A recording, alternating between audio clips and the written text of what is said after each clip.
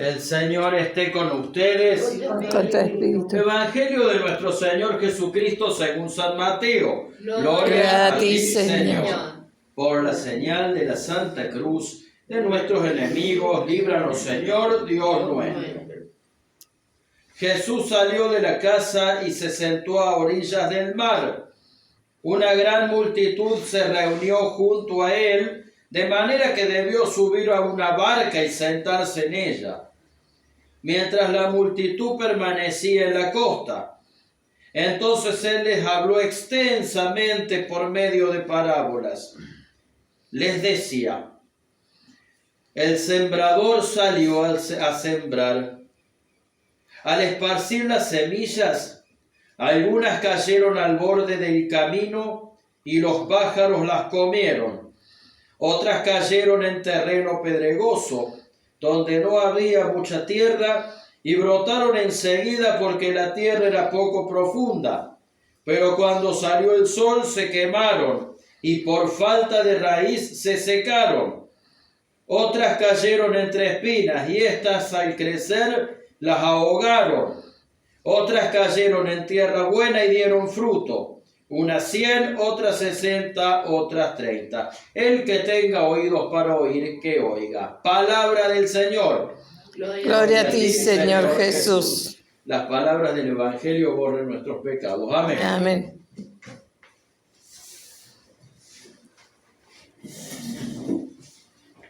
Bueno, Jesús usa una parábola para explicar una parte de su enseñanza. ¿Qué son las parábolas? Las palabras eran metáforas, comparaciones. Usar comparaciones siempre fue, y yo lo digo esto como profesor también, siempre fue una de las maneras más fáciles de explicar. Es muy fácil entender algo cuando lo comparas con otra cosa, y sobre todo cuando lo comparas con algo que para la gente a la que se lo explicas es muy concreto. Algunas parábolas de Jesús a nosotros nos pueden resultar extrañas porque estamos en otra época, pero para la época casi la mayoría de las metáforas eran de la agricultura, porque eran toda gente de campo, entonces era fácil de entender para ellos. Esta parábola del Evangelio de Mateo es una de las más fáciles porque además Jesús la explica después. El Evangelio es más largo, he tomado la forma breve para leer, pero él después explica esta parábola. Es una de las pocas parábolas, si no la única, que Jesucristo explica con detalle. La parábola es la de un sembrador que sale a sembrar, tira distintas semillas y las semillas caen en distintos tipos de tierra. Dice que en la primera caen los pájaros se la comieron. Las otras caen en terreno pedregoso, donde no había mucha tierra y brotaron enseguida, pero que la tierra era poco profunda. O sea que se quedaron en el brote, no dieron frutos. Las otras se secaron con el sol y a otras las ahogaron las espinas. El hecho de que el sembrador aparezca como un sembrador que tira un montón de semillas y no como un labrador que pone la semillita de una por una, nos da la idea de la gran abundancia de Dios cuando nos da cosas. Cuando las cosas de Dios, las cosas que nos da Dios, son a manos llenas. Dios nos da un montón de cosas. Por eso usa esa figura y no la de un sembrador que pone semillita por semillita. si nosotros si en vez de quejarnos tanto, nosotros nos pusiéramos a dar gracias por todo lo que tenemos, hasta por lo más mínimo. Por ejemplo, el hecho de que teniendo frío tenemos una estufa. O sea, tenemos calefacción. Si nosotros nos pusiéramos a dar gracias hasta de lo más mínimo, no nos andaríamos quejando todo el tiempo de todo. Porque Dios es un sembrador que todo lo que nos da, nos lo da así, a los puñados, a mano llena. Dios es el sembrador.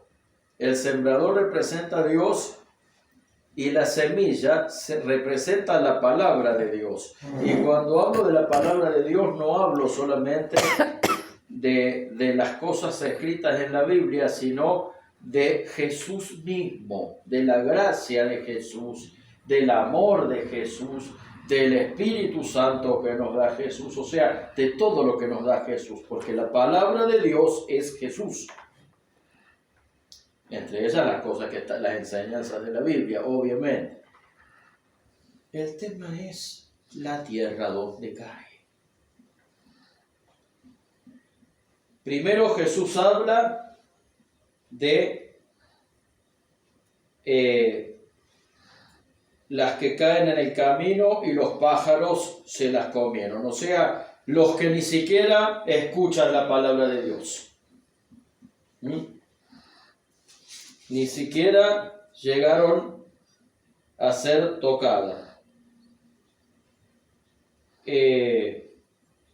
Después están las que caen en terreno pedregoso, que cuando sale el sol,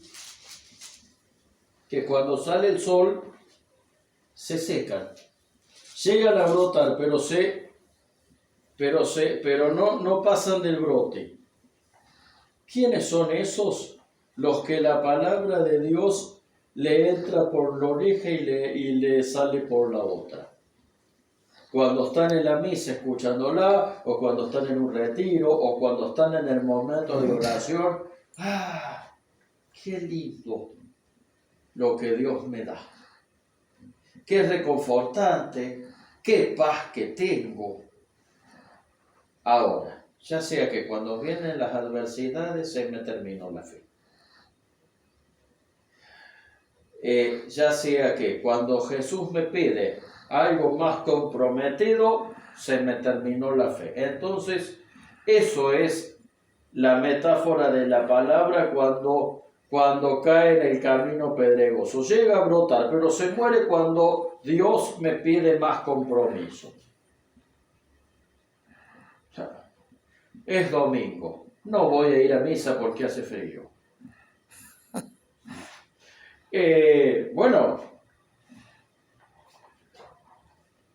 Y con eso no estamos juzgando a nadie, sino que es para que nosotros revisemos cómo somos de receptivos a la palabra de Dios. O sea, acá nadie le está echando la culpa a nadie de nada. Somos todos humanos y hasta todos tenemos ganas de quedarnos en la camita un domingo porque hace frío.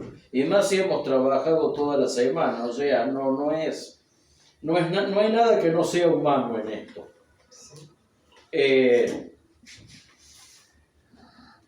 O por ahí tengo que sacrificar, Dios me pide que sacrifique con la limosna y con la caridad, privarme de algo para compartirlo con un pobre. O por ahí llega el caso más extremo y más comprometido, cuando me pide que deje mi vida, mi trabajo habitual, para ir a una misión o a una vocación consagrada completamente a Él. Entonces todo muy bonito. Fui a misa, escuché la palabra de Dios, me dio mucha paz, me dio mucha alegría. ¡Ay, qué alivio! Pero cuando Dios me pide más compromiso, ayudo. Esa es la palabra que cae en el terreno pedregoso. Llega a brotar, porque llega a producir algo en mí. Pero cuando Dios me pide un compromiso más grande, cuando Jesús me pide que cargue con mi cruz y lo siga, ahí adubo. ¿Está? Esa es otra de las tentaciones que tenemos cuando recibimos la palabra de Dios. La otra dice es cuando la semilla cae entre las espinas. ¿Cuándo es cuando la semilla cae entre las espinas? Cuando la semilla cae entre las espinas, cuando nuestros problemas, nuestras amarguras nos hacen olvidar de Dios. Por ejemplo, ya sea porque que me olvido de Él porque estoy demasiado concentrado en mis problemas, o ya sea que por la cantidad de mis problemas que tengo, creo que Dios no está conmigo y entonces me suelto de la mano de Él porque digo que todo es mentira. A saber, por ejemplo, recuerdo el ejemplo de alguien que me preguntaba si la misa tenía sentido venir a misa porque todo lo que le pedía no se le concedía. Como si Dios fuera un supermercado, o sea, además que esta persona las cosas que le pedía a Dios no siempre eran cosas buenas. Hay que tener cuidado con lo que uno le pide a Dios, porque uno tiene que pedir el bien siempre.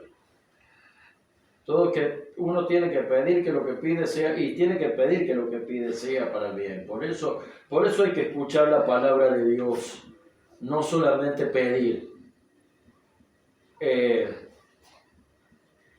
Esos son los que están en la espina. Eso significa cuando la semilla cae entre las espinas. Nuestro corazón recibe la palabra de Dios, pero estamos tan centrados en nosotros mismos que nos olvidamos de la palabra de Dios. Ya sea porque nuestros problemas son muy grandes y estamos todo el día pensando en nuestros problemas, ya sea porque Dios no se acomoda a lo que nosotros queremos, o simplemente porque nuestra vida está tan cómoda, tan tranquila o tan alegre, porque nos olvidamos de Dios. Total, si todo está bien en mi vida, si me va bien en el dinero, si me va bien en el amor, si me va bien en la salud, ¿para qué lo quiero a Dios? Eso también es las espinas. Porque después terminamos pidiéndole a Dios desesperado cuando nos enfermamos o cuando nos quebramos, pero cuando estamos bien no nos acordamos de Dios. Y eso también es una tentación. Porque también tienen que pasar cosas raras o un día o dos te va a ir mal en la vida. Sí. Porque no es todo. Porque es normal. Claro. Jesús nunca prometió que la vida no iba a tener problemas, al contrario. Al contrario, Él advirtió que la vida de un cristiano iba a tener problemas. Porque la vida de un cristiano es luchar por la paz y por la justicia. Y en un mundo de guerra, de odio, de injusticia, el que lucha por el amor, por la paz y la justicia va a tener problemas. Porque esos a los que les convienen el odio, la guerra y la injusticia. El otro día una arqueóloga, explicaba en internet por qué la guerra. Porque la guerra es negocio, da mucha plata. O sea, entonces claro, el que predique la paz va a ser perseguido. Tengan mucho cuidado con esos pastores o curas o lo que sea que les prometen una vida color de rosa basada en el Evangelio. Si les prometen que con el Evangelio van a ser ricos, se van a hacer millonarios, ¿verdad? Son chantas, son estafadores. Tengan cuidado, porque Jesús no prometió eso. Ojo, tampoco prometió, eso no quiere decir que una persona próspera no sea una persona de Dios, sino que cuidado, que los problemas no están ausentes de la vida cristiana. Pero la tierra espinosa es esa.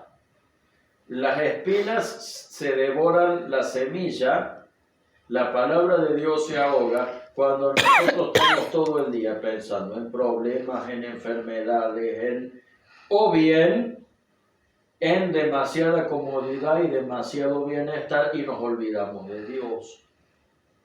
Y no quiere decir que uno, y con esto, pero padre, vos me vas a decir, la vida tiene problemas. Ojo, esto no quiere decir que con los problemas, que a las cosas buenas que tenemos no haya que disfrutarlas. Y esto tampoco quiere decir que a los problemas no haya no haya que ocuparse y no haya que ser responsable. No. El problema es que no debemos sacar a Dios de nuestras vidas. El problema, Él nos hizo, a Él pertenecemos y estamos en la tierra para construir el reino de Dios. O sea, estamos en la vida para cumplir la misión que nos dio Él. ¿Sí? Entonces, a Dios lo tenemos que poner primero en nuestras vidas y desde Él resolver entregarle nuestra familia, entregarle nuestro trabajo, entregarle nuestros problemas y nuestras preocupaciones y vivir nuestra vida en Él. Eso es lo que tenemos que hacer. Porque todas esas cosas que Dios nos manda son cosas para que cumplamos la misión que Él nos da y para que a los problemas también los resolvamos a través de Él. ¿Por qué? Porque son los aprendizajes de esa misión. Los problemas son los aprendizajes que Dios nos permite. Porque nos enseñan a ser más humildes, nos enseñan a ser más responsables los problemas. O sea, la pregunta es, ¿qué tierra soy yo? ¿Qué tipo de tierra soy yo para la palabra de Dios? ¿Soy una tierra seca, dura? ¿O soy una tierra blandita, regada, abonada para recibir a Jesús? Para recibir a Jesús, no solamente para recibirlo yo, sino para dar frutos. Porque nadie cultiva una semilla para que se quede durmiendo bajo la tierra. La naturaleza es que la semilla brote y dé frutos. ¿Y qué hacen los frutos de la semilla? ¿Para qué son los frutos de la semilla? Para alimentar. Claro. Cuando nosotros somos tierra para la palabra de Dios, nosotros vamos a dar los frutos de Dios. ¿Y qué vamos a hacer? Vamos a alimentar a la gente que nos rodea. Claro, y las vamos a alimentar de Dios. Por eso es importante ser ese tipo de tierra. Esa tierra blandita, calentita, rota si es posible, porque a la tierra hay que romperla para cultivarla, regada, abonada para la semilla de Dios. Esa es la tierra que Jesús nos está pidiendo para su semilla. Y hoy, a propósito de eso, ¿de quién es el día? De la Virgen del Carmen. De la Virgen del Carmen, de la Virgen del Carmelo. Y todos los que estamos acá en el día de la Virgen del Carmen, ¿qué nos fue impuesto? ¿Qué nos pusieron en el cuello? Escapulario. El escapulario. Que trajo ella. Sí. Está bien, pero todos lo tenemos impuesto, todos lo tenemos puesto. Ya cuando nosotros nos imponen el escapulario del Carmen, muchas veces el escapulario no es un amuleto mágico. El escapulario es un hábito, una vestimenta. El que viste el escapulario del Carmen es vestir el escapulario del Carmen. Y digo vestir porque se lo considera hábito. Por eso digo vestir. El que viste el escapulario del Carmen se consagra a la Virgen, es de la Virgen, somos de la Virgen. Y al consagrarnos para la Virgen nos estamos comprometiendo ¿sí? A vivir según el Evangelio, a través de la devoción de la Virgen, a la Virgen. El escapulario es nuestro, el escapulario es nuestro compromiso a vivir el Evangelio guiados por la Virgen.